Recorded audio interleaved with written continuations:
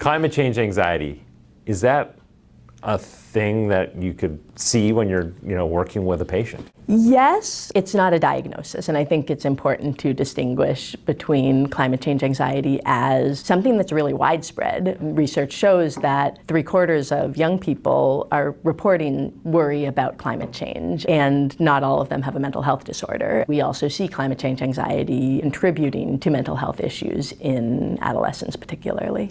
Why is it important to make the distinction that it's not a disorder? Our goal as therapists is to decrease the anxiety, and the idea is that the anxiety is based on the individual response rather than the environmental issues going on. So climate change anxiety, I think, is an appropriate and normal response to what is going on our Earth, on our globe, and that our goal isn't to tell people, you know what, there's no issue here, we just need to teach you some breathing skills and then you will feel okay. The goal is to acknowledge this is a real issue. So being worried is legitimate. Exactly. It's what you would expect, I guess. Exactly, yeah. The goal isn't denial and, everything's fine. And I think climate change anxiety can get to levels where it can really be debilitating, and we want to address and support young people there, but the goal isn't just to decrease anxiety. So why is anxiety a proper response to addressing and seeing climate change and being worried about it?